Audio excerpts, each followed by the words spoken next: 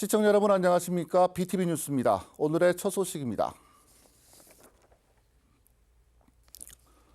동대구역 광장에 박정희 전 대통령의 동상이 세워졌습니다. 그동안 동상 건립 반대를 줄기차게 주장해왔던 시민사회 단체들은 즉각 철거하라며 강하게 반발했습니다. 이런 가운데 동대구역 광장의 소유권자인 국가철도공단이 동상 설치에는 협의가 필요하다며 법원에 가처분 신청을 낸 사실이 알려지면서 동상 설치의 적법성 여부를 두고 논란이 일 것으로 예상됩니다. 김민재 기자가 보도합니다. 동대구역 광장에 박정희 전 대통령의 동상이 모습을 드러냈습니다. 높이는 3m, 박 전 대통령이 추수하는 모습을 형상화한 것으로 서민적인 모습을 강조했습니다. 228 공원도 있고 228 탑도 있고 또 국채보상운동 공원도 있고 건물도 있고 다 있는데 유일하게 없는 것이 산업화적 시인의 출발점이었던 이 대구에 상징물이 없습니다.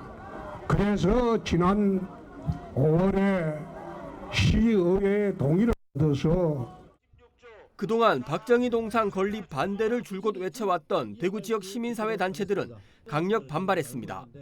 이들은 독재자인 박정희의 망령을 대구시가 불러냈다며 홍 시장의 반역사적이고 반민주적인 작태를 규탄한다고 목소리를 높였습니다. 초등학교 교과서에 박정희를 뭐라고 쓰는지 아십니까? 5.16 군사 쿠데타 원흉이라고 쓰여 있습니다. 우리 대한민국의 초등학교, 중학교 학생들도 이 사실을 다 압니다. 왜? 교과서에 나오니까요. 그런데 이 광장에 그의 동상을 세운다는 말이 됩니까? 대구시장직에서 즉각 내려오라는 촉구도 이어졌습니다. 민주주의의 위기에 틈을 타서 대구 시민을 배신하고 대권을 욕망하는 그 비참한 노역은 일시의 물거품처럼 사라지고 말 것입니다. 하루라도 빨리 시장직을 사퇴하십시오. 박정희 동상 제막식이 열리는 현장에서는 보수단체의 맞불 집회가 열리면서 큰 혼잡이 빚어졌습니다. 특히 제막식 시간이 다가오면서 건립 반대를 요구하는 단체들이 목소리를 더욱 높이면서 고성이 오갔고 일부에서는 몸싸움이 벌어지기도 했습니다. 동원된 경찰 400명이 질서 유지에 나서면서 큰 충돌은 없었습니다. 이런 가운데 동상 설치의 적법성 여부를 놓고 당분간 논란이 일 것으로 보입니다. 동대구역 광장의 소유권을 가진 국가철도공단이 대구시가 협의 없이 동상 설치를 진행했다며 지난 13일 대구지법에 공사중지 가처분 신청을 제기한 사실이 밝혀졌기 때문입니다. 공단은 대구시가 동상 설치를 강행할 경우 위반 행위 1일당 500만 원을 부과해달라며 법원에 요청했습니다. 아직 가처분 신청 결과는 나오지 않았습니다. 이에 대해 대구시는 동대구역 광장은 대구시가 지난 2017년부터 예산을 들여 조성해 오고 있었고 내년 초에 소유권이 대구시로 이전된다며 아무런 문제가 없다고 밝혔습니다. BTV 뉴스 김민재입니다. 설치 목적을 상실한 보행 육교를 철거해야 한다는 주장이 제기됐습니다. 일부 육교는 주민 안전을 위협하고 도시 미관을 떨어뜨리고 있는 것으로 드러나 개선이 시급하다는 지적입니다. 현장 취재했습니다. 달서구 감삼동과 성당동을 연결하는 감삼육교. 성당동에서 감삼중학교와 감삼초등학교를 다니는 학생들이 안전하게 통학할 수 있도록 지난 1993년 건립된 횡단보도교입니다. 학령 인구 감소로 2011년 감삼중학교가 폐교했고 감삼초등학교 학생들마저 신호등이 있는 횡단보도를 이용하면서 육교를 이용하는 주민은 급격하게 감소했습니다. 노년층마저 외면하며 육교 원래의 기능을 점점 잃어가고 있습니다. 오르락내리락 하는 게 굉장히 불편해요. 그 어떤 어르신분은 이거를 이렇게 넘어가 가는 분도 계시거든요. 위험도 하고 그러니까. 감삼육교는 건립 의도와 다르게 주민들의 안전을 위협하기도 합니다. 상단에서는 가끔 술판이 벌어져 음주로 인한 마찰이 벌어지기도 하고 하단 주변에서는 좁은 보행 공간으로 인해 안전사고가 발생하기도 합니다. 육교 시설물이 전체 보행 구간의 절반 이상을 차지하고 있습니다. 육교 옆을 지나가다가 자전거나 오토바이를 만날 경우 안전사고의 위험도 높습니다. 감삼 육교는 건립한 지 30년이 지난 도로 시설물입니다. 안전 등급에서 양호 판정을 받고 있지만 달서구 10개 육교 가운데 가장 오래된 노후 시설물 중 하나입니다. 내진 설계가 적용되지 않았고 승강기도 없어서 이용자들로부터 외면받고 있습니다. 최근에는 관리 주체인 대구시의 홍보 게시대 역할 이외에는 거의 사용되지 않고 있습니다. 이제 중학교가 폐교하고 초등학교만 남아 있는데 지금 학생 수가 400명 정도 되는데 성당동 학생은 한 20명 정도밖에 안 됩니다. 그래서 거의 쓰지를 않고 있습니다. 또 일반인들도 이제 요즘은 그냥 육교를 사용하지 않고 횡단보도를 사용하고 있어서 지금은 그냥 방치되고 있는 그런 상황이죠. 현대 사회는 보행자 중심으로 흘러갑니다. 그래서 육교도 철거되고 있는 추세입니다. 대구에는 50여 개의 보행 육교가 남아 있는데 전수조사를 통해 원래의 목적을 잃어버린 육교가 있다면 철거 여부를 검토해야 한다는 주장에 힘이 실리고 있습니다. BTV 뉴스 천혜열입니다. 겨울 추위가 갈수록 매서워지고 있습니다. 추위는 특히 노숙자나 쪽방촌 거주민과 같은 주거 약자들에게 더욱 가혹합니다. 1년 중 밤이 가장 긴 동짓날 찬바람 부는 경상 가명공원에선 거리에서 죽어간 홈리스 추모제가 열렸습니다. 대구에서 무연고 사망자가 갈수록 늘어나고 있는 현실과 외로운 죽음으로 내몰리는 빈곤층의 현실을 우리 사회가 되돌아보도록 했습니다. 우성문 기자가 보도합니다. 1년 중 밤이 가장 긴 동짓날, 겨울 찬바람 부는 대구 도심 경상가명공원에서 추모제가 열렸습니다. 서툰 글씨로 써놓은 외로움, 고독, 누군가에게 남겨놓은 유서 같은 그리움을 날마다 쓰면서 자원봉사능력개발원 대구 쪽방상담소 행복 나눔의 집이 2009년 처음 시작한 이후 올해 16번째로 진행한 거리에서 죽어간 홈리스 추모제입니다. 이 추모제는 아무도 기억해주지 않는 이들의 죽음을 추모하며 사회 양극화로 심화되는 빈곤 문제와 홈리스의 죽음이 사회적 죽음임을 알리기 위해 열렸습니다. 무연고 사망에 대한 지금 전국적이나 아니면 대구 차원에서도 그러한 구체적인 조사와 그리고 이러한 것들이 일어나는 대책이란 것도 사실 없는 상황입니다. 공공임대주택이 이렇게 지속적으로 늘어나고 있지만 사실 그것들이 어떤 주거 약자인 노숙인 쪽방 주민분들에게 좀 턱없이 부족한 행사에선 홈리스를 위한 동치 팥죽 나눔, 의료 상담과 주거 상담, 그리고 추모 시 낭송과 헌화로 외롭고 쓸쓸한 죽음을 추모했습니다. 대구에서 홈리스를 비롯한 무연고 사망자 증가세가 지속되고 있습니다. 대구 쪽방상담소가 군의군을 제외한 대구 8개 구군 무연고 사망자를 조사한 결과 2014년 33명에서 2019년 150명으로 급증했고 2020년 12명으로 크게 줄었다가 다시 가파른 증가세를 보이고 있습니다. 2020년의 경우 코로나19 여파로 정확한 통계 조사를 하기 어려운 면은 있습니다. 하지만 조사된 자료를 바탕으로 최근 5년간 무연고 사망자 추이를 보면 2020년 12명에서 2021년 177명, 2022년 232명, 지난해 286명으로 꾸준히 증가했고 올해 307명으로 5년 전보다 25배 이상 급증했습니다. 가족과 단절되고 절대적 빈곤에 고통받으며 살다가 쓸쓸한 죽음에 이르는 이들. 우리 사회가 더 나은 세상으로 나아가기 위해선 홈리스 등 극빈층에 대한 더 많은 관심과 지원이 필요합니다. BTV 뉴스 우성훈입니다. 외롭고 쓸쓸한 무연고 사망자들의 소식 들어봤는데요. 이번에는 보다 따뜻한 소식을 전달해드리겠습니다. 전주 노송동 얼굴 없는 천사가 올해도 어김없이 다녀갔습니다. 늘 그랬듯 A4 용지 상자 안에는 5만 원권 지폐와 동전이 든 저금통, 또 소년 소녀 가장에게 보내는 따뜻한 메시지가 담겼습니다. 올해로 25년째 천사의 누적 성금은 이제 10억 원을 돌파했습니다. 엄상현 기자입니다. 노송동 주민센터로 걸려온 한 통의 전화. 노송동 주민센터 조승희입니다. 무엇을 도와드릴까요? 센터 직원들은 단번에 누구의 전화인지 직감했습니다. 수화기 속 중년의 남성은 돈이 든 상자의 위치와 함께 불우한 이웃을 위해 써달라는 짤막한 말만 남기고 사라졌습니다. 처음 전화를 받았을 때 이제 뉴스로만 접하시던 분에 대한 걸 직접 전화로 받다 보니까 되게 생경하고 놀라웠던 것 같습니다. 상자 안에는 언제나 그랬듯 5만 원권 지폐 다발과 동전이 들어있는 돼지 저금통 1개, 그리고 소년 소녀 가장들에게 보내는 따뜻한 메시지가 담겨 있었습니다.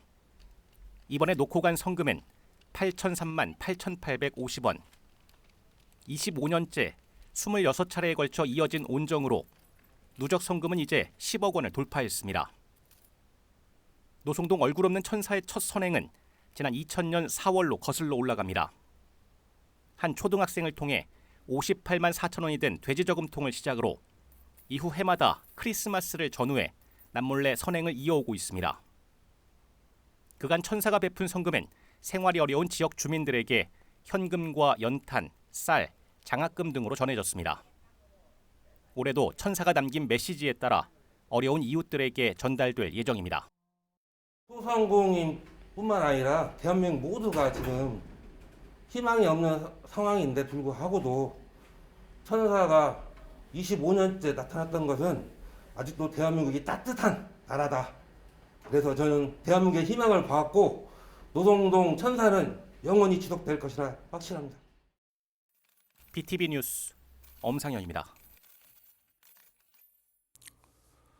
크리스마스가 있는 연말에 트리와 꽃 같은 장식을 준비하시는 분들이 많으실 텐데요. 포인세티아라는 화해류는 세계적으로 크리스마스를 대표하는 꽃으로 꼽힙니다. 그중에서도 우리나라가 개발한 플레임이란 품종이 연말 인기 화해류로 각광을 받고 있습니다. 계속해서 엄상현 기자입니다.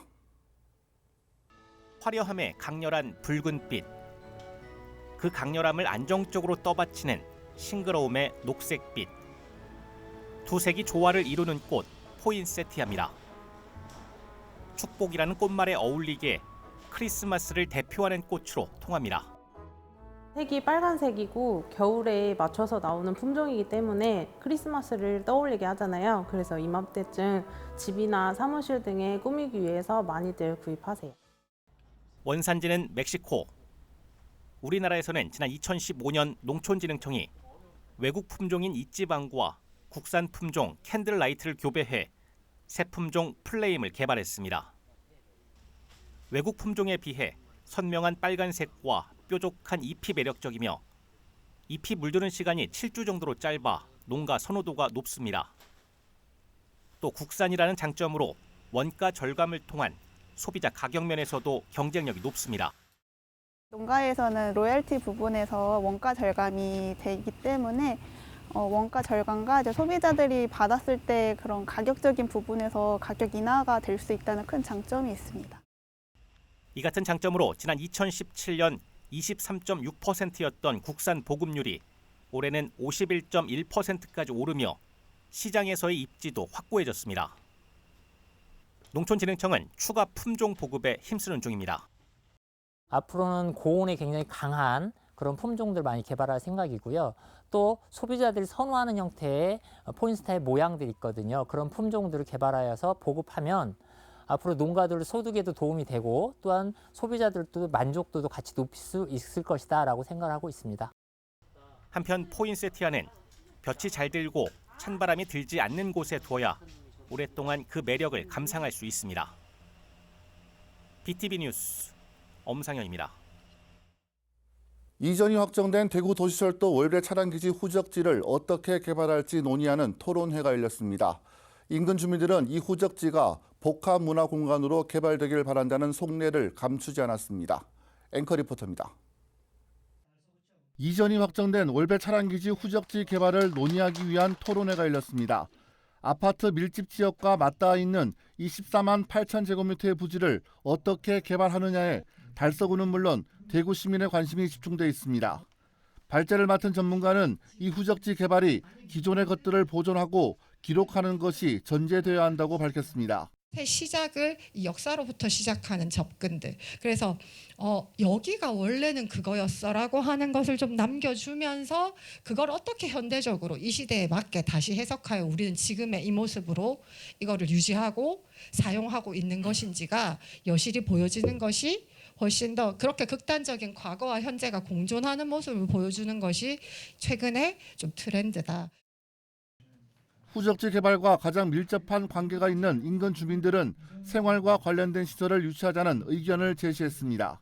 문화체험도 할 수 있고 한쪽에는 또 공원을 부지가 넓으니까 그러니까 복합 문화쇼핑몰을 만들면서 공연도 하고 체육도 하고 뭐 거기다 도서관도 또 겸하고 그러면서 한쪽에 조금 공원화도 시키면은 주변에 없는 혹은 주변에는 있지만 부족한 도심 인프라로 후적지를 채워야 한다는 주장에도 힘이 실렸습니다. 복합문화센터를 해주셨으면 참 좋겠다.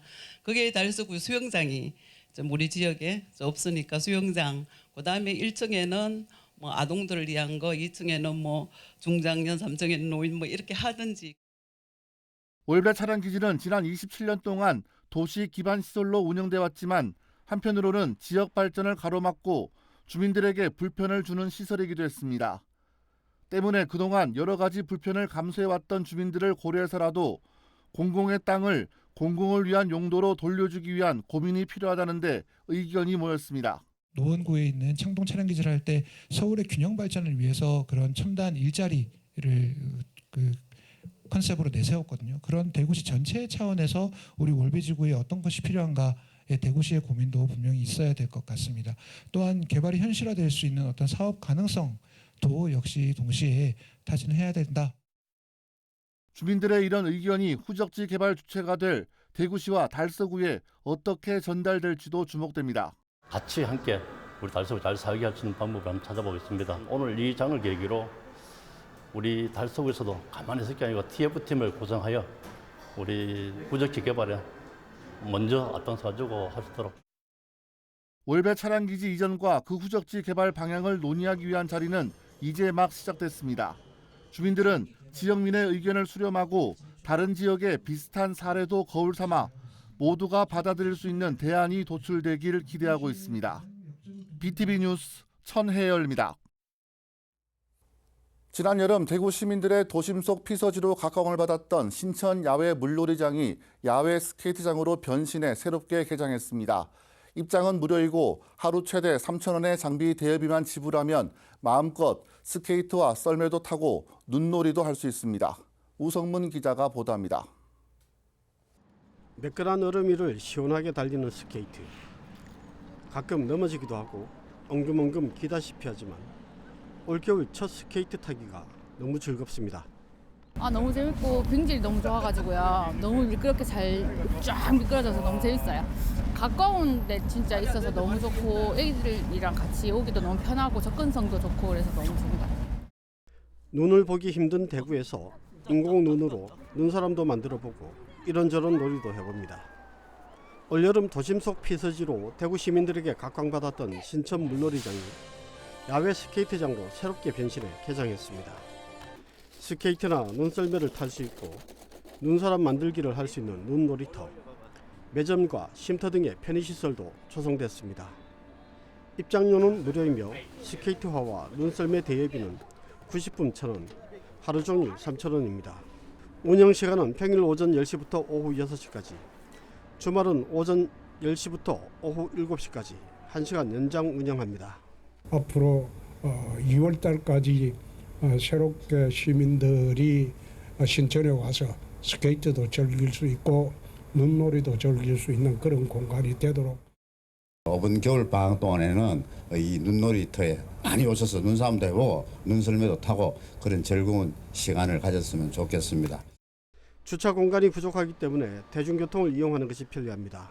신천 야외 스케이트장은 12월 20일부터 내년 2월 2일까지 45일간 운영됩니다. BTV 뉴스 우성문입니다.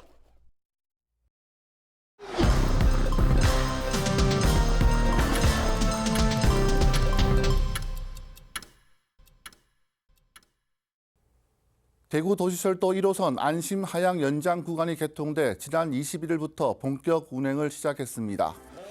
도시철도 1호선 안심 하양 연장 사업에는 총 사업비 3,728억 원이 투입됐으며 총 연장 8.89km 구간에 대구 한의대 병원역, 부호역, 하양역 등 정거장 3곳이 건립됐습니다.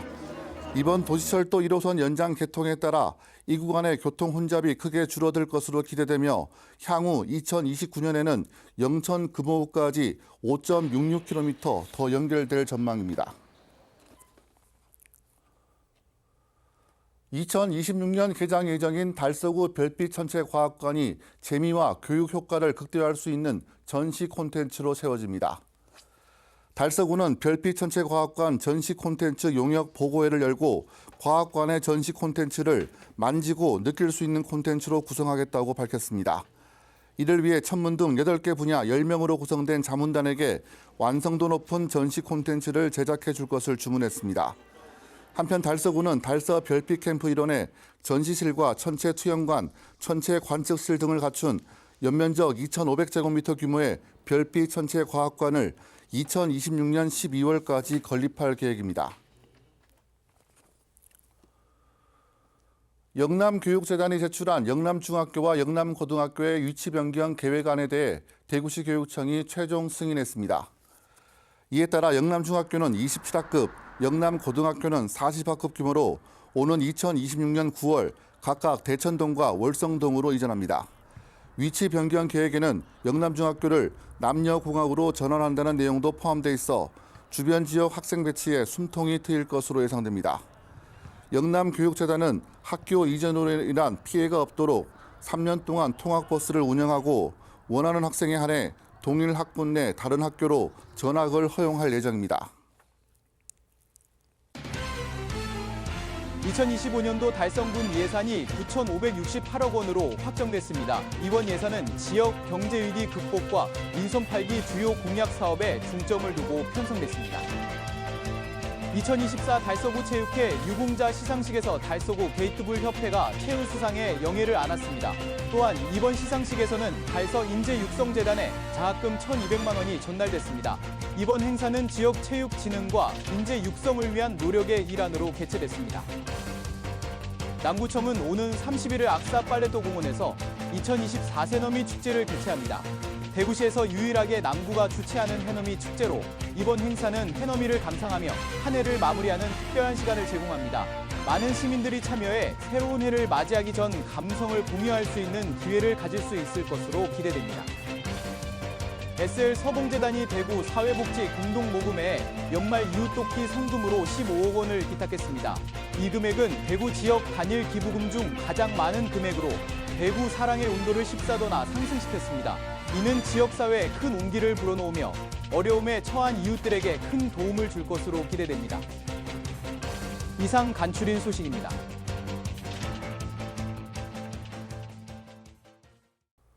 이상으로 BTV 뉴스를 모두 마치겠습니다. 시청해주신 여러분 고맙습니다.